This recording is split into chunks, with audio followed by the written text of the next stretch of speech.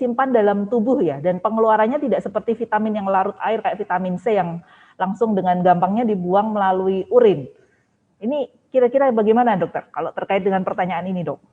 Baik, ini jawabannya adalah secara umum ini vitamin. Ini bukan obat farmasi ya. Nah, itu bedanya. Kalau obat farmasi, mohon maaf ya Kalbe. Jadi kalau obat farmasi tentu ada efek samping.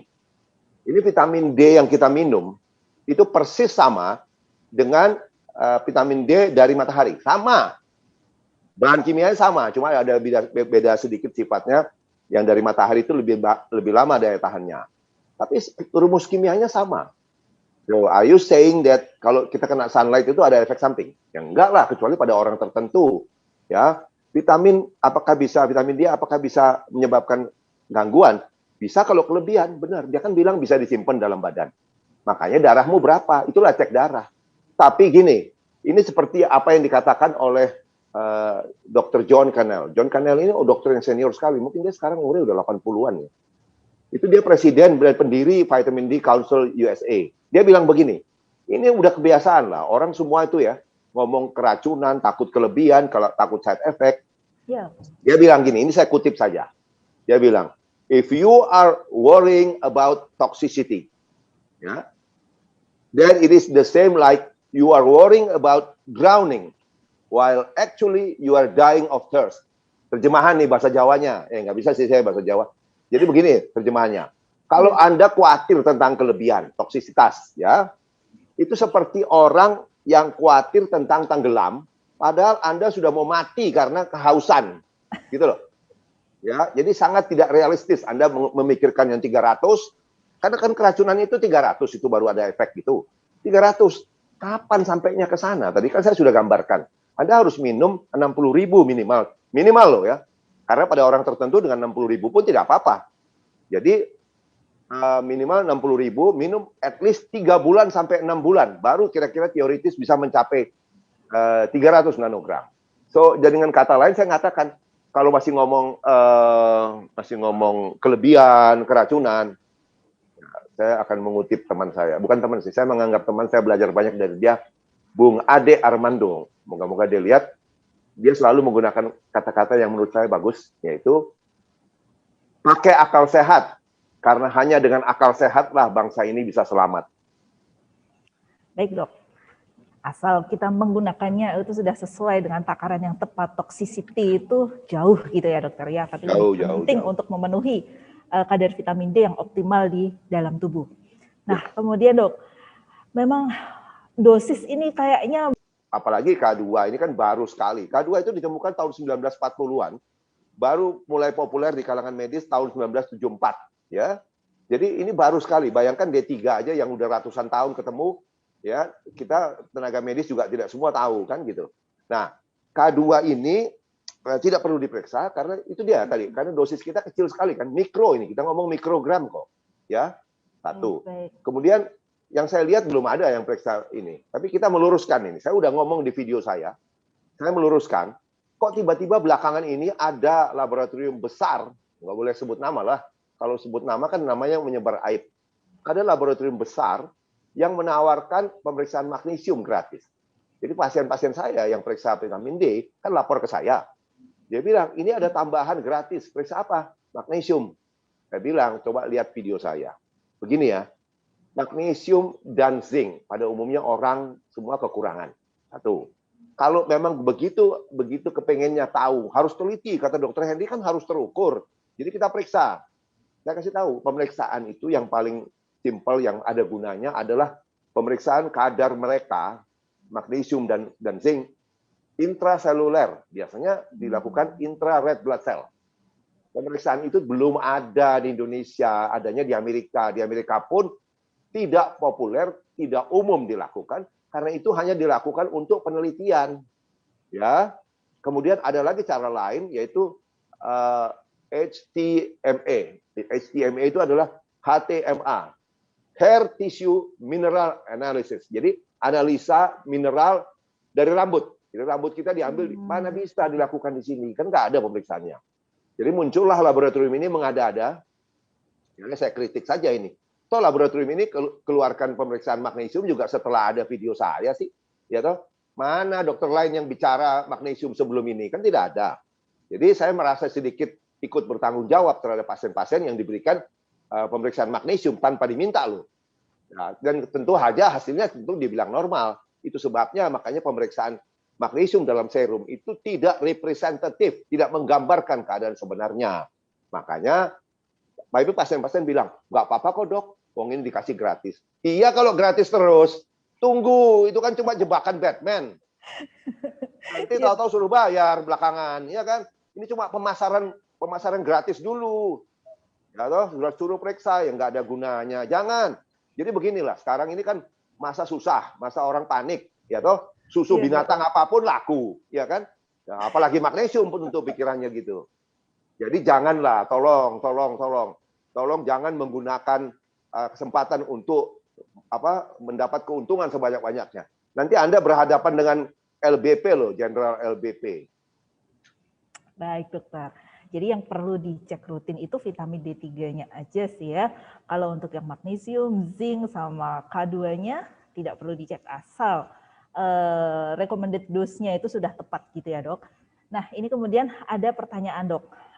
Mungkin ini terkait dengan K2 ya dokter. Ada yang menanyakan begini nih dok. Punya riwayat batu ginjal. Kalau punya riwayat batu ginjal, minum vitamin D3 apakah aman dok? Karena takutnya nanti penyerapan kalsium banyak, kalsium yang akan dibuang melalui urin banyak, akhirnya jadi batu ginjalnya nanti misalnya terbentuk lagi atau bertambah. Halo, suaranya hilang ya, suaranya hilang. Baik, maaf dokter. Jadi ada yang... Ya, saya udah tangkap kok, saya udah tangkap maksudnya. Ya, dok, itu sebabnya dari tadi kan saya udah bilang bahwa vitamin D3 itu harus dengan K2. Ya. Karena kalau tidak dengan K2, nanti kalsiumnya berlebihan. Ingat, vitamin D3 itu mempunyai fungsi meningkatkan absorpsi kalsium dari usus kita sampai 20 kali pada orang tertentu. Jadi sebenarnya itu sebabnya dasarnya pada orang dewasa, saya tidak pernah memberikan kalsium. Bahkan menurut saya itu tidak perlu. Karena kalsium kita udah banyak nih, udah banyak di pembuluh darah kita, ya kan? Nah, kalsium juga punya fungsi membawa, dia cuma bukan hanya menyerap kalsium dari usus, dari makanan ya, cukup dari makanan, tidak ada susu-susuan, tidak ada tablet kalsium, sudah cukup. Kemudian dia membawa itu kalsium itu yang sudah diikat dibawa ke tulang untuk memperkuat tulang. Tetapi kalau kalsiumnya terus udah banjir, tambah banyak, terutama kalau tambahin kalsium lagi, tablet apa segala macam susu. Nah, si vitamin D3 ini nggak mampu lagi. Nah, kalau dia nggak mampu lagi, itulah makanya bocorlah dia kemana.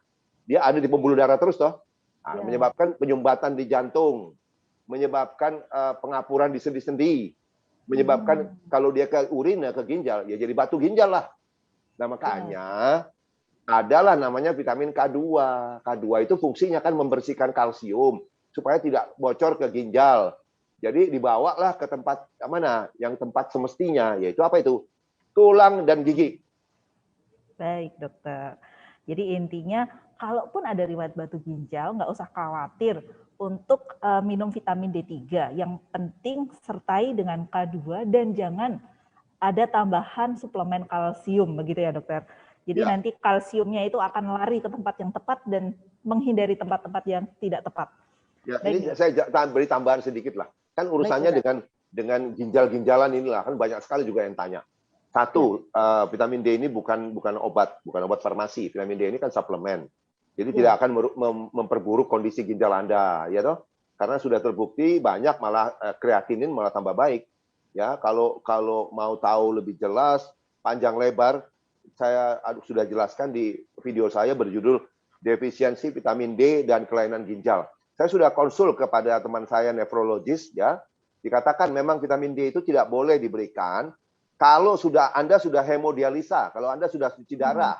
Karena fungsi ginjal Anda kan sudah jelek, sudah dibantu mesin. Nah, itu tidak boleh kita berikan vitamin D3 begitu. Kalau masih stadium, saya nggak begitu hafal stadiumnya, tapi stadium lanjut pun asal Anda belum cuci darah, itu vitamin D masih boleh. Kan banyak yang bertanya begitu. Oh, saya ada kelainan ginjal nih. Begitu saya tanya, berapa sih kreatininmu?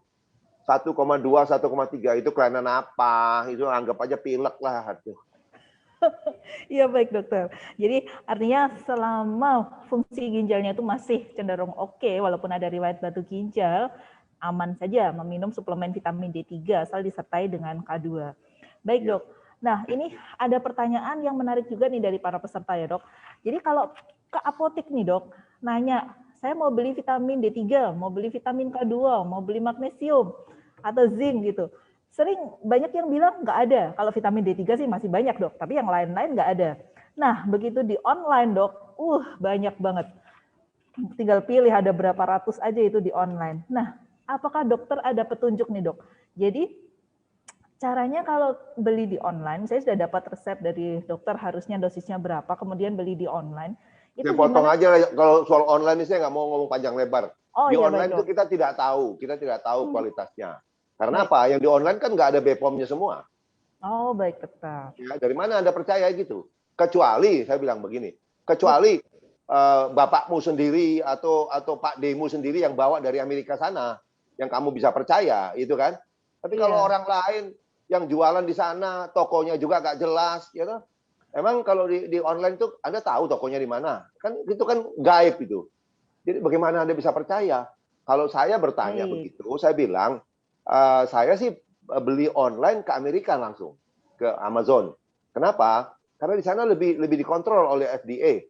Tapi Baik, kesulitannya Dok. kalau Anda beli dari sana langsung, itu adalah harganya lebih mahal. Karena apa? Kan ongkos kirimnya mahal, satu. Iya. Kedua, saya pun pernah mencoba. Jadi saya mengirim 3 botol saja untuk keperluan sendiri. Itu ditahan di bea cukai. Memang ya karena ditanya ini untuk apa? Untuk pemakaian sendiri kok. Mana izin importnya segala macam. Susah lah, nggak bakal bisa. Tapi kalau mau pesan 1 botol, 2 botol, masih bisa berhasil sih. Masih diizinkan rupanya kan untuk pemakaian sendiri. Tapi susah, ongkirnya mahal. Jadi paling benar tuh begini. Jadi belinya dari mana, Dok? Ya beli suruh aja. Kalau kebetulan Pak Demo di sana suruh bawa pulang itu gimana? Ya baik, dokter. Dia atau Pak Lik ya, Pak Lik. Ya, dokter. Jadi intinya kalau memang mau beli online ya silahkan aja, tapi gambling ya, Dok, nggak ngerti. Nah itu kan pilihan hidup, Iya, pilihan hidup baik, dong. Dok. Kayak Ya. Dokter Woro ini kan pakai merah Ya baik, Dok. maskernya. Itu kan pilihan hidup. Suka-suka orang lah, masa kita bisa atur orang? Iya, baik, dokter. Baik, Dok. Terima kasih banyak, dokter.